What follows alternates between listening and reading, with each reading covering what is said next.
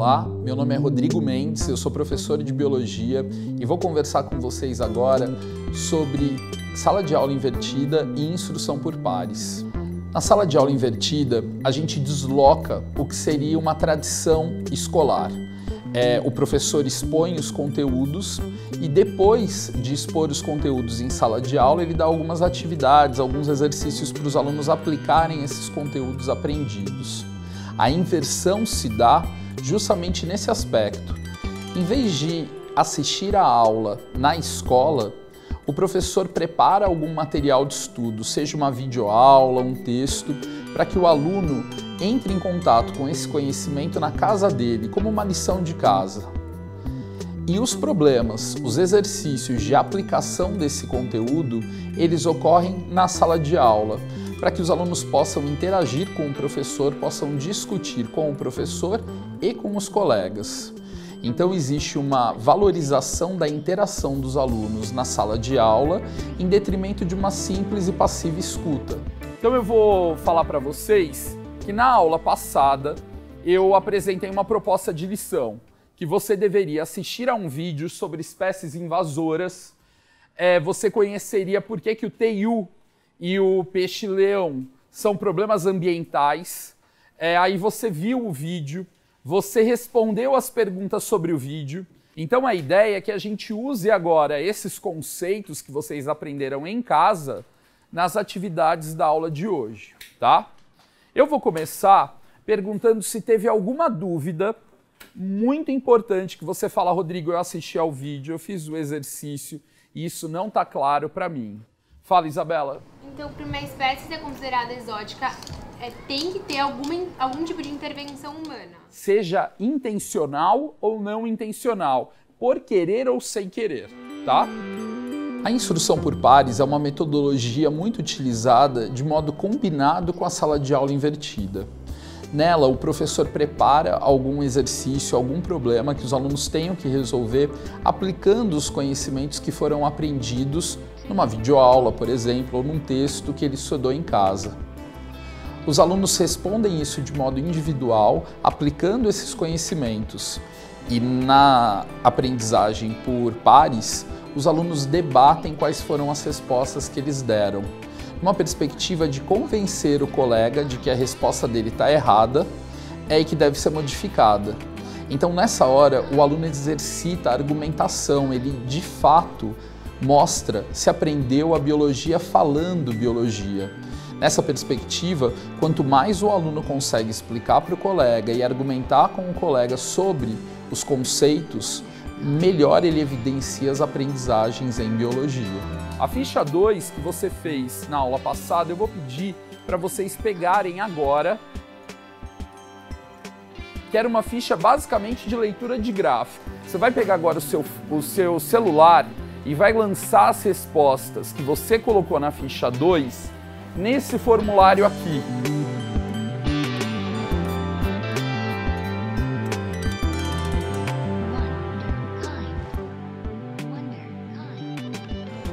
Eu queria que vocês olhassem aqui as respostas que as pessoas mandaram. Esse é o exercício 1, tá? Tem uma briga aqui no item A. Verdadeiro e falso está bem dividido. No B, a maioria já acha que é falso. No C, está bem dividido. No D, está bem dividido. No E, a maioria acha que é verdadeira.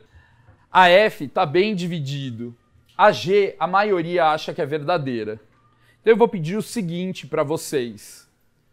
Essas daqui, que a maioria acha a resposta correta, eu vou pedir quem é minoria vai procurar os colegas que responderam como a maioria e vai perguntar o que eles pensaram para resolver isso. Você vai ter que procurar pessoas que pensam diferente de você. O Gustavo vai falar assim: olha, eu acho que é verdadeira. O Guilherme fala: eu acho que é falsa. Cada um vai ter que convencer o outro de que a sua resposta está certa. Tudo bem? Tenta aí conversar com gente que você não conhece muito, porque seus amigos pensam como você. Vai atrás de gente diferente, tá bom? Valendo!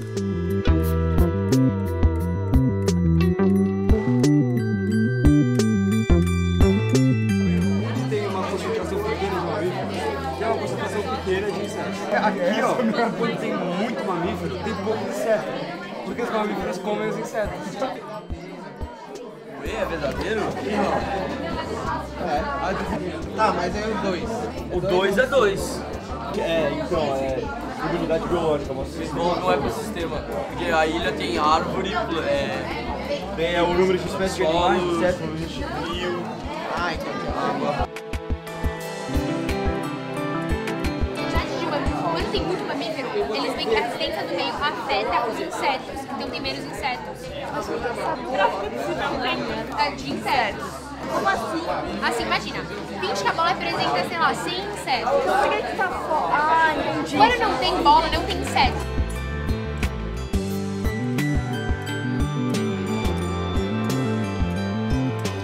Quando um professor vai escolher pela sala de aula invertida e pela instrução por pares, ele pode considerar que tem uma carga de conceitos a ser apresentado grande e que numa aula expositiva ele seria interrompido inúmeras vezes por necessárias repetições, um aluno que não entendeu, que não anotou ou simplesmente não teve tempo de copiar aquele conceito.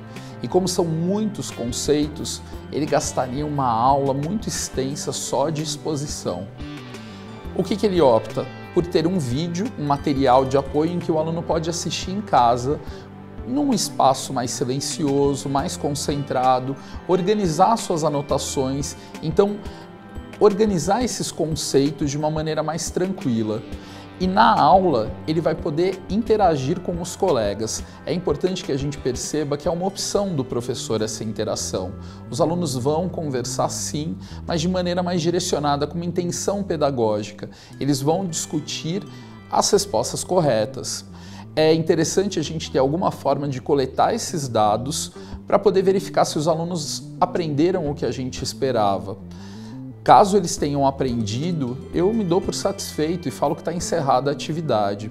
Mas caso apareçam algumas dificuldades recorrentes, persistentes, aí sim eu posso falar com eles sobre esses aspectos.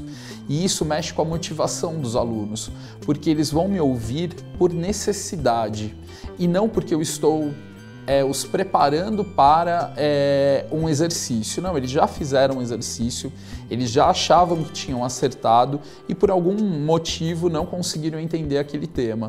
E aí eu vou lá e explicito aquela dificuldade deles e os ajudo a superá-la.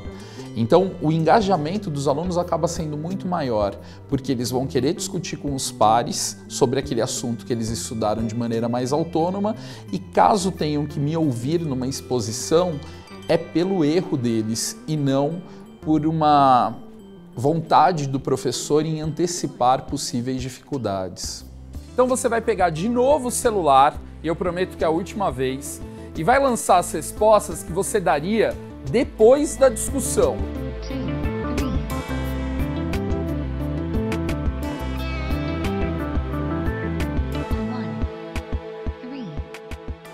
Teve alguém que mudou de opinião com a conversa? Fala, Caio, o que você pensava e quem te convenceu do contrário? Antes eu pensava que era o 2, mas eu fui olhando mais com calma o 2 e descobri que mesmo que mostre uma comunidade lá dentro, não explicita muito bem a relação entre elas, como o 5 faz. Que relação está mostrando na 5? Fala, Miguel. A população de um tipo de alga com a presença da outra alga e sem a presença. Está mostrando justamente a interação entre elas, né? A presença de uma afeta a presença da outra. No gráfico anterior, no 2, a gente só está falando tamanho da ilha, número de espécies. Seja de insetos, seja de mamíferos. Não está falando da relação entre eles. Tudo bem? Então qual que é o gráfico correto? Na minha prática, um dos aspectos mais interessantes dessas metodologias combinadas é que eu posso gastar boa parte do meu tempo de aula encarando as dificuldades de aprendizagem dos alunos. Em vez de falar sobre todos os conteúdos que tradicionalmente eu abordo sobre esse tema, eu gasto energia em aula para os assuntos que os alunos mais erraram, ou seja, dificuldades conceituais grandes para os alunos, obstáculos de aprendizagem grandes.